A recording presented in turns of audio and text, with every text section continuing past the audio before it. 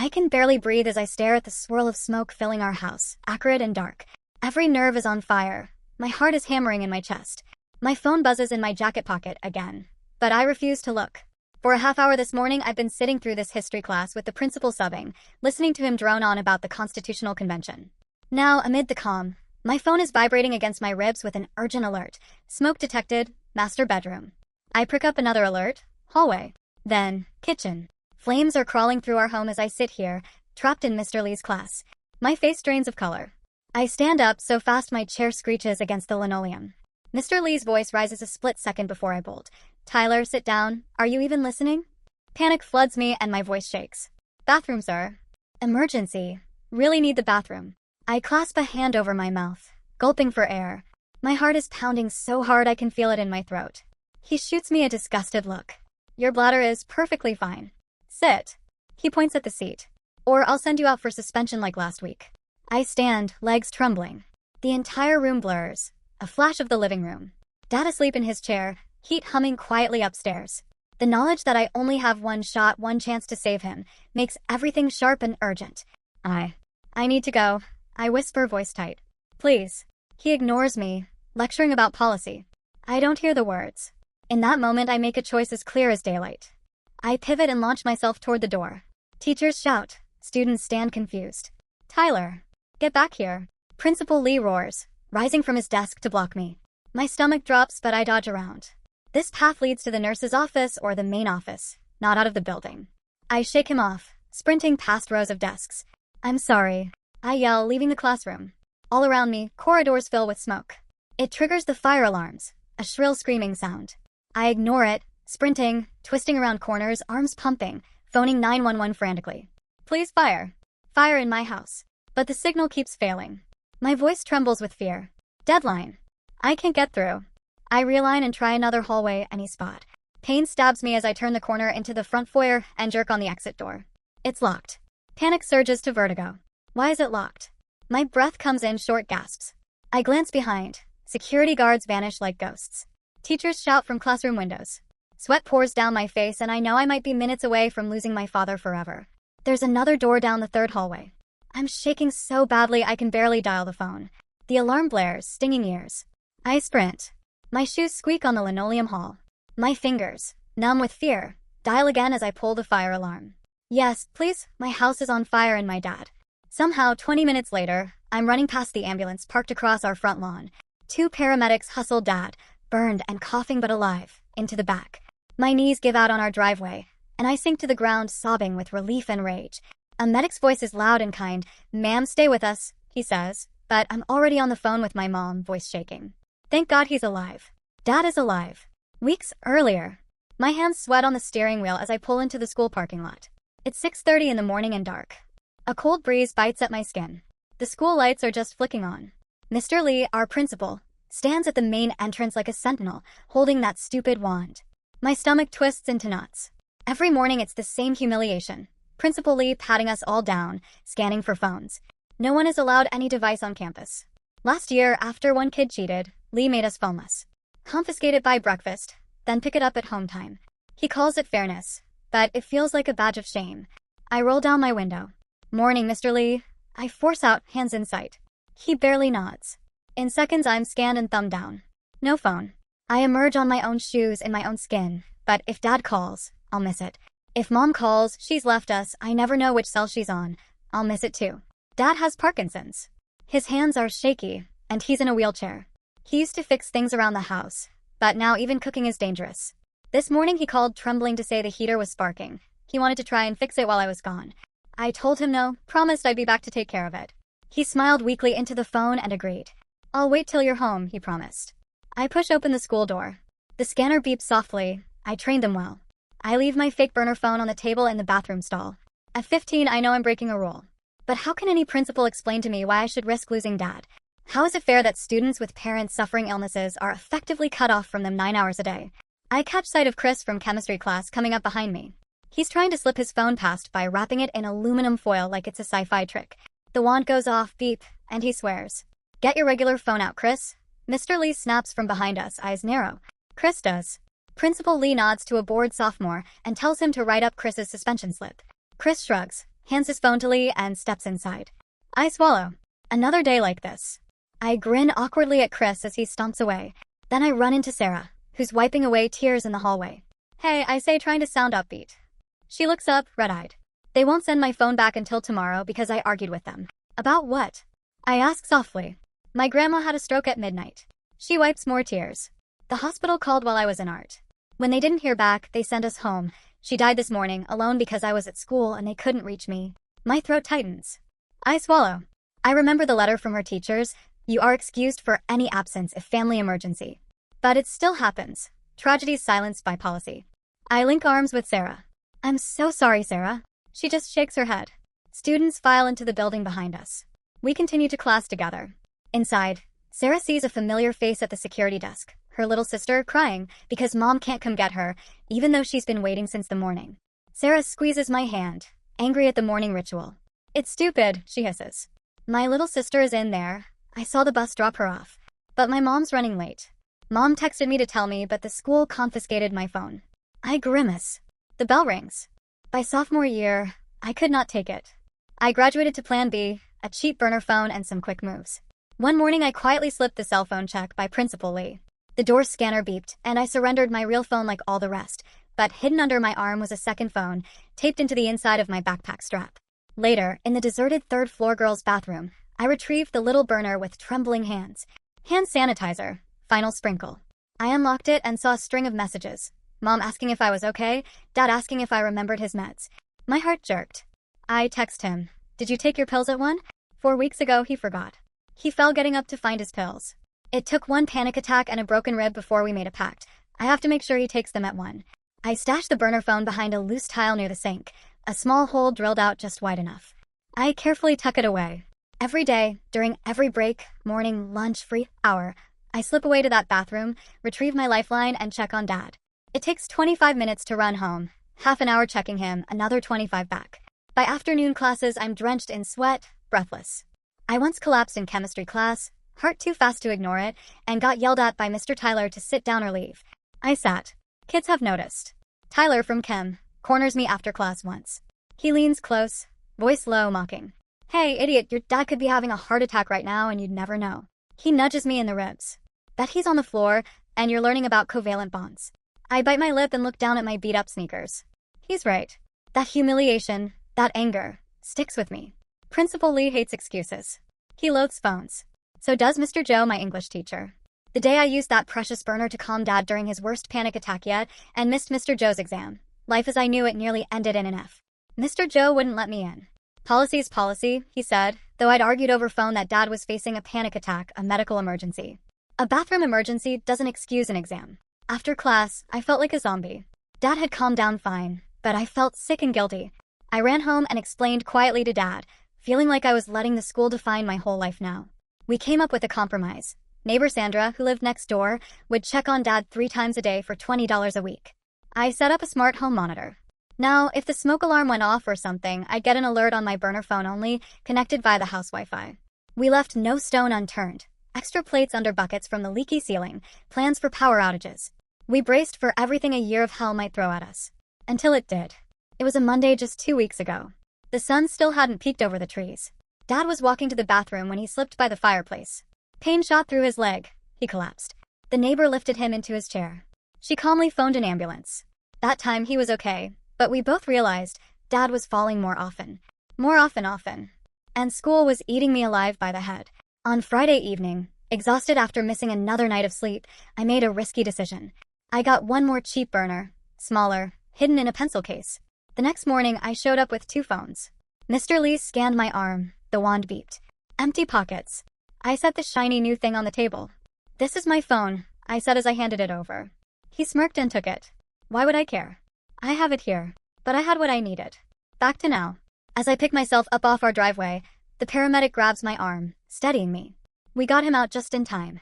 She hands me a blanket from the ambulance's trunk and wraps it around my shoulders. It's sticky with my sweat and the bug guts from the drive. Dad is still on the stretcher, bandages across his arms and hands. He coughs weakly. A gray haze around him, but he's looking at me. Relief is flooding through me, stronger than anything I've ever felt. I'm here, I tell him, choking up. My knees have given out. I'm on the curb, forehead against the vehicle's fender. I'm so sorry, Dad. He tries to give me one of his crooked smiles. You saved me, kiddo. He lays his hand on my cheek where I'm crying. Thank you. No one suspects how close we came. I won't let that principal get away with it. Not after this. A week later I'm back in class, but something in me is different. On the first day back, I face Principal Lee across his massive desk. The fluorescent lights above seem too bright and he's sitting too close. So, you think you're exempt from our zero phone policy? His voice is low, but even from the other side of the desk I feel it like thunder. I sit stiff as a board, grip the chair's arms, knuckles whitening. Yes, I say quietly but steady. When following your policy would have killed my father. His face tenses, red flushing up to his temples. He slams his fist on the desk. Rules apply to everyone equally. No exceptions, he roars. I swallow. The room smells like old leather and coffee, but I'm no longer a scared kid. My pulse is a drumbeat in my ears, pounding with resolve. I reach into my pocket and pull out the burner phone with Dad's alert still glowing on the screen. He just glares. I hold the phone out, screen toward him. See this? These are smoke detector alerts. Master bedroom, hallway, kitchen. The timestamps match exactly when I told you I needed to leave. This is when the fire alarm went off. My finger scrolls, pinpointing each entry. I was on the line with 911 when you refused me. Do you really think I'm lying about any of this? He sits back. The springs in his leather chair creak. He's grinding his teeth. This is contraband on school property, he spits. Hiding a phone for months. Grounds for immediate suspension and notifying colleges. His chest heaves with anger. I will uphold the policy. There's a long pause, only the ticking wall clock. Something inside me clicks. Fear dissolves, replaced by cold fire. This moment is justice for my father, and for all the kids who needed a connection like I did. I push myself up, sending the chair sliding back with a scrape. My heart is still pounding in my ears, but now it feels like battle drums. Then do it, I say softly. Suspend me. Go ahead. But I'm filing a formal complaint. Your policies are dangerous, and I'll tell everyone. His eyes burn with fury. Then he glares. Your father's condition doesn't make you disabled. Nice try, he sneers, dismissing me with a flick of his eyes. I uncoil, standing straight now. I'm not trying to get out of anything. Dad's own doctor is writing a letter. As his primary caregiver, I am a disabled student because the law says so. The words rush out. I explain what I read late night. Federal laws, district regulations. He scoffs, waving a hand like I'm a fly. Even if that were true, he says, voice rising, you broke the rules by hiding that phone. I wasn't hiding it, I was saving Dad's life, I say quietly. He stands, all 6 feet of him leaning over the desk. You're the one in trouble here, he says, spitting out each word. I expect to see a folder on my desk by the end of the day. I leave without another word. My hands are shaking, both from anger and adrenaline. Out in the hallway, I take a shaky breath. I pull out my phone again and dial Dr. Martinez, Dad's neurologist. My hand is still clenching it tight enough to make it beep. She picks up on the third ring. Dr. Martinez, her voice gentle. Dr. Martinez, it's Tyler Johnson, Kelly's son, I say quickly. I gloss over a lie, that Kelly is my dad's first name, just to add formality. I'm sorry to bother you, but I need your help again. About Dad's condition, we had a fire, and I need accommodations. She's silent for a moment. She probably recognizes that tone. Stay on with me, she says softly. I'll write you a letter as soon as I can. You just focus on school and family. This should be quick. I thank her over and over until she hangs up. I slump against the lockers.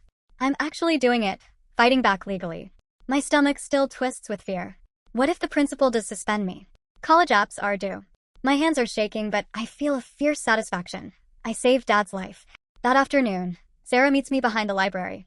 The tension in my shoulders drops a little. She's clutching a worn notebook. I heard about the fire, she says, face pale. She pulls me into a hug. You are insane, she whispers. I laugh, but she's crying again, angry tears this time. I overheard. Lee was furious, she says. I mean, you would have been furious. I wipe at the corners of my eyes. Can you believe he's threatening to suspend me after what happened? I have something for you, she says, leading me to an empty classroom. From her bag, she pulls out a dozen sheets of paper and a small folder. It's her phone incident notebook. I've been tracking every time this stupid phone policy has hurt someone, she whispers. She flips through pages. There's Chris's entry about his suspension. Sean's story about his brother's hospital trip after their stepdad found hidden cash. And here, Sarah's own entry about her mom's medication mix-up. 2 more kids, including a diabetic kid whose mom was in a coma because he couldn't answer the hospital's call. One girl's grandmother's stroke, another's lost younger sibling. I read each name, each tragedy. My pulse quickens. This pile in her hands is proof the principal can't deny any longer. This policy is endangering lives. Kids need phones for emergencies. Emergencies always come unannounced, exactly when Lee's law forbids reaching out. Sarah looks up, eyes fierce. We should take these to the school board, but maybe first to the district. If we stick together, our voices might be louder. I nod. Knowing I'm not alone helps more than anything. That evening, I dive into research. I'm on my laptop, half a lemon on the desk for comfort while I Google school fire exit requirements, locked doors. And sure enough, state fire codes and regulations spill across the screen. Exit doors must be openable without a key during school hours. Locking kids in is illegal. If someone got hurt, the school could be liable for criminal charges. My blood runs cold when I read about a school in Ohio that got sued after a student broke his arm trying to escape through a window during a kitchen fire. They're all over the internet. Real stories of kids endangered. On Google's page 2, I find it, an Illinois statute on disability accommodations in schools. They mention temporary disabilities, chronic illnesses, primary caregiver roles, all things that apply to me. As Kelly's son, legally, I can ask for a 504 plan. Late at night, I write a 5-page document. My complaint to the district's 504 coordinator. I outline everything. Dad's Parkinson's diagnosis, that I'm his caretaker, the heater incident, the locked doors, the signal jammers. I attach screenshots of the smoke detector alerts, the fire alarms, Alfred, the fire inspector, I'll need, dated forms for Dr. Martinez to sign. At 2 a.m., I finally collapse into bed, exhausted but wired. I manage to calm my racing thoughts, turning them into facts. At school the next morning, a sleepy principal announcement over the intercom jolts me awake.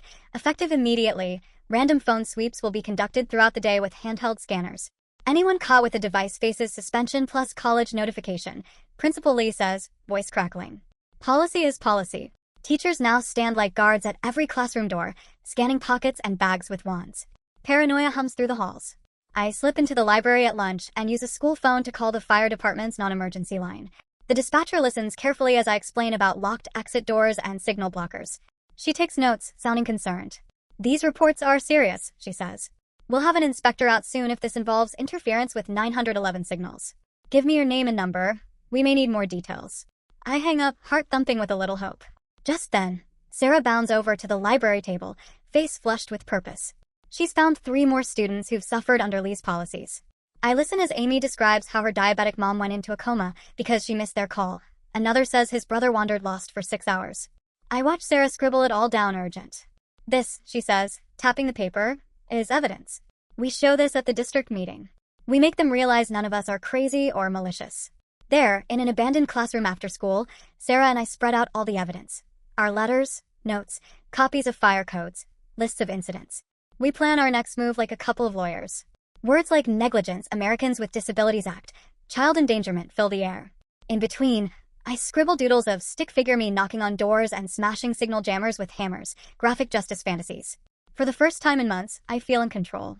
Over the next few days, I shuffle between school and home. One afternoon, while running the exam makeup gauntlet, I sit down with the kind old English department chair.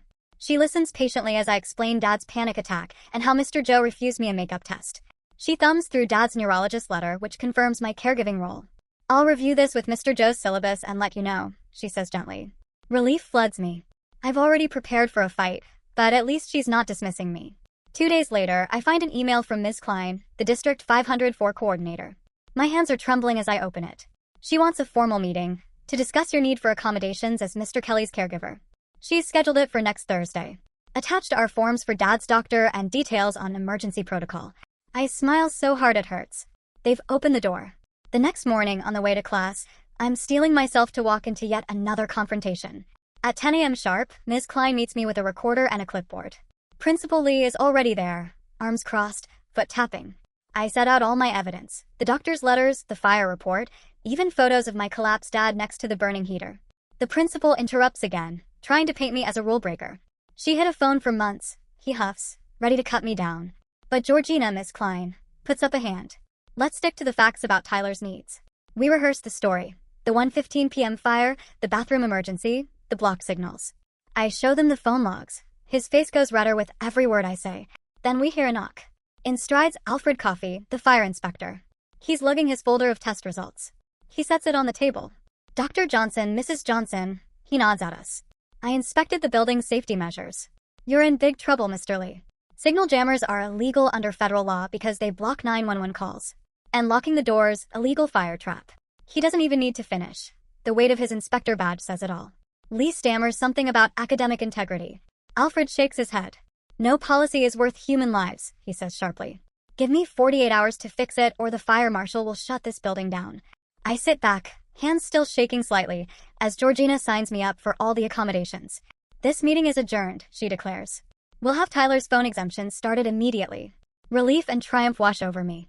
The principal glares at his desk. I stay quiet, heart thudding with victory. His angry stare meets my calm resolve as I gather my papers. He has nothing left to say. The next week, gossip buzzing, I hear that Alfred's findings were damning. The student body is in an uproar. Some at me, others at the principal. Kid after kid in the halls. Every scan operation, in trouble had come from Lee's fortress mentality. Sarah is waiting for me after class, a wide grin on her face. We did it, she says softly, not wanting to jinx it. She's scheduled me to testify before the school board next week about emergency protocols. We high-five. Finally, I breathe. Finally, graduation day comes. I stand in the long line in cap and gown, heart swelling as I watch all those faces. Sarah in the valedictorian sash, Dad in his wheelchair, tears in his eyes, flashing me thumbs up. My phone hangs from the lanyard around my neck, the same medical accommodation tag still on it. The principal is up there too, at the podium. He's giving out diplomas with the bare minimum courtesy, no eye contact. I can tell he's watched every speech with a poker face, waiting to get off stage. Now Sarah steps up to give the valedictorian speech. The auditorium is packed. Parents, teachers, staff. She begins. Our class has grown up through changes. We learn that standing up for what's right matters more than following rules just because they're there. When rules harm people, when they risk lives, you can't just follow them silently. She pauses and the room is silent. It's as if she's talking to all of us, to the principal on stage, to every kid who suffered. I see her eyes lock on me in the crowd, full of gratitude. Everyone bursts into applause. Even Dad wheels in close, clapping so hard he nearly pops a wheelie. The principal, pressed around by his aides, stands and claps politely for Sarah's speech, all arms and no expression. I wonder if he gets it really. I graduate with a C- in English, punctuation from the makeup exam and all. It's enough to pass. The chair quietly told me she upheld it on the final meeting, leaving off the failure. That letter went to the registrar, then out the door of the school. After the ceremony, I find the principal outside. He's alone by the flagpole, and for a moment I see it, the defeated set of his shoulders. He's under audit, under scrutiny. I walk up to him with my diploma held high. Goodbye, I say softly. He nods, but looks away. Summer settles in. I get a job at the grocery store downtown, saving every dollar for college while still checking in on Dad through long calls. With all the new accommodations, he's more stable. The neighbor's role expanded. She now comes 4 times a day with my permission. We make a payment plan for an aide once he's got his disability check. We rearrange the house. Grab bars by the bathroom, new chairs. We reprogram the medication schedule with Dr. Martinez, so he's never knocked out at 1 p.m. anymore. Now he takes his meds later when I'm home. I still carry my phone everywhere. Now it's legal to use it if Dad calls or if there's an emergency. The school even put up green emergency use only phone stations in 3 spots, with bright signs and instructions. Better yet, those signs were needed. One day we had a small kitchen stove fire, just a spark. I calmly walked to the new emergency phone, called 911 in seconds. The operators were on it before I stepped out the back door. Dad was fine. We had a tiny crisis that became a story instead of a tragedy. 2 weeks ago I found out I'd been accepted to the state university, not my dream school, but it's nearby. Dad clapped loud, so proud. Sarah got into her top choice too, with enough scholarship to finally drop her barista job and just study. We celebrated our acceptances in the old chemistry lab, 2 newbies to this whole next chapter. And here I am now, moving into my freshman dorm in the quiet suburbs. In my palm, Dad's caregiver lanyard that was once saving us hangs free. My roommate eyeballs it. I smile and just say, it's a long story. Later, after settling in, I FaceTime Dad. He's at home, doing his morning exercises with the aide I helped hire. How's your first day, he asks, passing me fruit-infused water. Good. I grin. I even have homework already. He beams. I'm so proud of you, kiddo. I know this year was hell, but you're doing great. I feel it too. I survived. We survived. As I look around my dorm, posters up, textbooks piled, new life starting, I know we turned our worst nightmare into something triumphant. I put Dad on speaker and start quizzing him on his new schedule. He flubs the time, then the medication name, and bursts out laughing. Cliffhanger guy, he teases me. I laugh with him. And in this moment, I know. All the battles, the panic, the locked doors, were worth it. We did it.